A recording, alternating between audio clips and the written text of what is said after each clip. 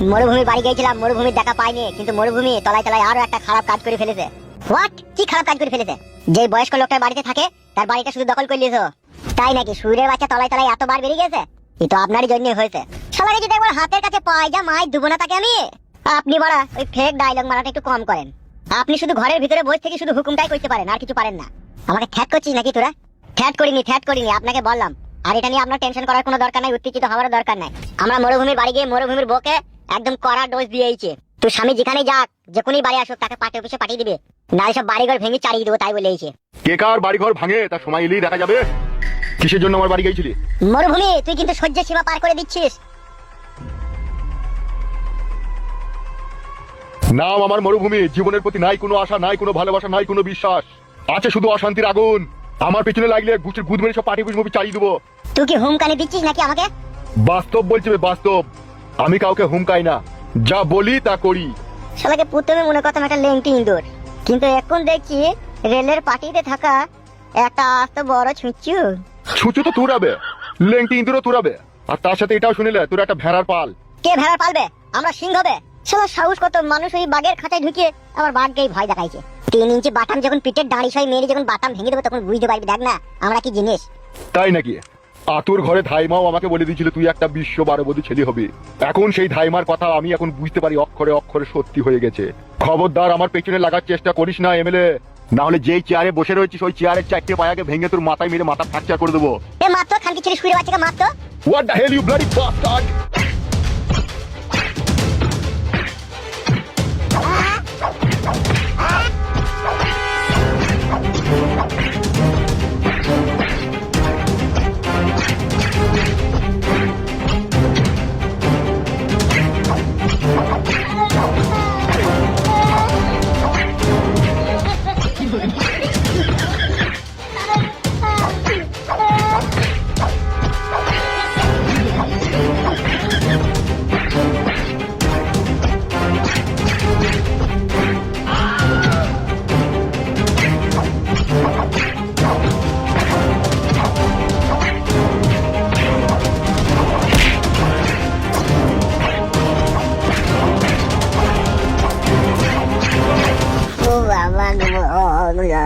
একটা কথা সচ্চা, আমি কিন্তু পাক্কা হারামির বাচ্চা।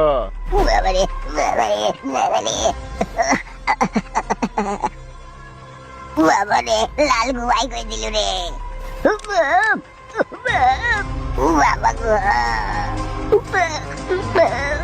লাল গুয়াই করে দিল রে।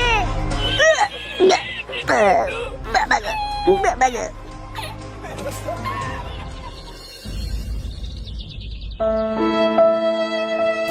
মরুভূমি ভাই লাই তুমি? হ্যাঁ, তুই কে? চিনতে পারছো না? কে তুই? এই যা চিনতে পারছো না রে, সেই মনে নাই তোমার? সেই তুমি পার্টি অফিস থেকে তিরপল লেলা দিয়ে আমার মাথায় চাপিয়ে দিলা, যে তোমার গার্লফ্রেন্ডের বাড়িতে দিতে গেলাম, মনে নাই? ও তুই সেই নেড়ালায় সেই ফালতুর বইয়ের জানলা ভেঙে জরিমানা দিয়েছিলি। ঠিক ধরেছে এতক্ষণে। তা বল কেমন আছিস? ভালো নাই মরুভূমি ভাই। কেন বে, কি হয়েছে কি?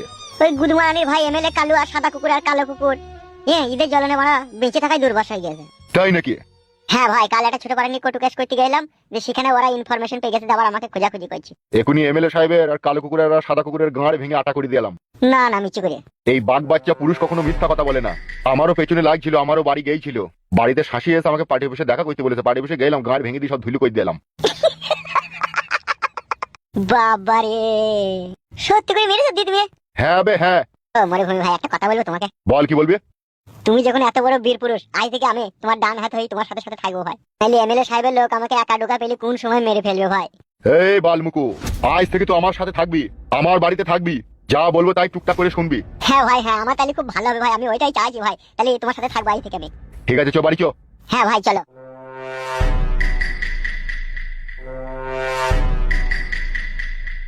মামি, তুমি মামাকে যেতে দিয়ে ভুল করলা।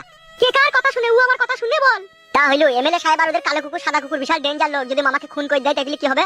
মরে যাবে। আবার কি হবে? আমি বিধবা হয়ে যাবো। শালা মামাও না বিশাল অবুঝ লোক, জানে কোনো ধৈর্য সহ্য নাই, কোনো কাজ বুঝি করে না, আরে হরাম হুরুম করে চলে যায়। তুই একবার যা না বাপ, একবার গিয়ে দেখ না তোর মামাকে। আমি আবার যাবো? কেন, ভয় লাগছে নাকি তোর? বড় ভারী ঝামেলা বড়া। এটা 1 ঘন্টা হয়ে গেছে, একবার যা রে যা, আড়ালে পাড়ালে করে উকি মেরে একবার দেখে আয় না কি কি হচ্ছে না হচ্ছে। তুমি শুধু আমার সাথে চলো মামি। তুমি পাশে দাঁড়িয়ে থাকবার, আমি জানলা দিয়ে টুকি মেরে দেখবো কিছু হয়েছে নাকি ভিতরে। তাই যেতে হবে, এখন আর কি করার আছে? কোথাও যেতে হবে না, আমি মরিনি, আমি ঠিক বেঁচে আছি। ই শালা রে, মামাকে মারেনি রে, কি ভালো হইলি রে, মামা সুস্থই ফিরে আইছে রে। আহা রে। চুপবে ফেদা মুখু ছোড়া, এর কপালি ছোড়া সব জায়গায় ফুরুন কাটে। ভাই বুকাচুদা, তোর মামাকে মারার মতো পিলারে কোনো জন্মিয়েছে? সেটাও তো আমিও তো মাঝে মাঝে ভাবি গো মামা। তুমি আমার মারা ভাবো, হে মারা ছোড়া। তোমার মামা যা এমএলএ সাহেবকে কালো কুকুরকে সাদা কুকুরকে যা মার দিয়েইলো না, লাল গু বেরিয়ে গেছে পেছন দিয়ে। ইরি বাবা রে, সত্যি করে মামা। হ্যাঁ রে ফেদা মুখু ভাগ্নে, হ্যাঁ। আই আই গো, তুমি সবাইকে মিডিয়ালা। হ্যাঁ গো আমার মাংকু শোনা, হ্যাঁ। সে যা মায় দিয়েছি, এখন ওরা 13 দিন বিচিনে পড়ি বাবা গো মাগো করবে। ঠিকই বলছে বৌদি, মরুভূমি ভাই বিশাল মার দিয়েছে। মার মার হুদুলি কুদুলি হাঁচা খেচাং খুচাং খেচাং উ বাবা গো। উ বাবা গো।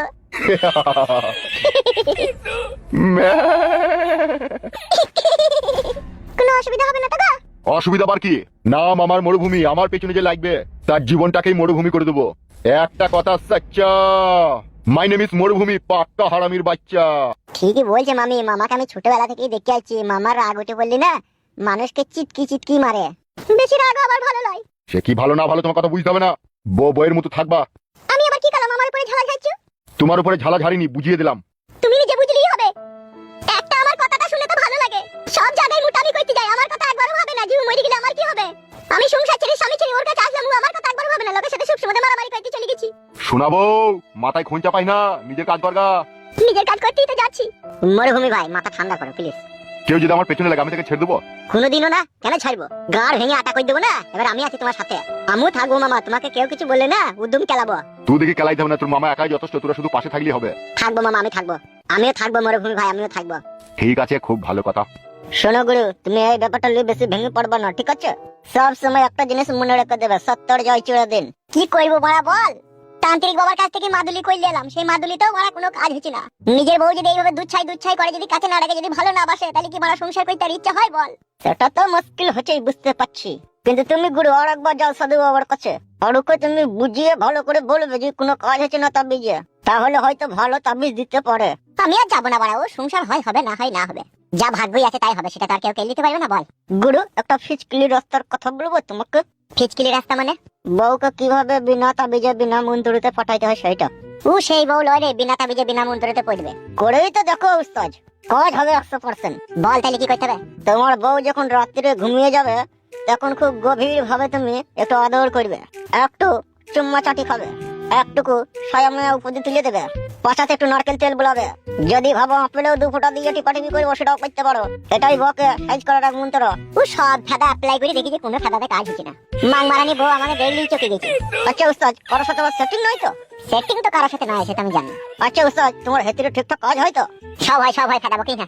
তাহলে তোমাকে ওই তান্ত্রিক বাবার কাছেই যেতে হবে, আবার একবার তাবিজ জানার জন্য। বলছি তোরা মারা, তাবিজ এনেছিলাম, তাবিজে কোনো কাজ হচ্ছে না। ই বহুত জটিল কেস আছে।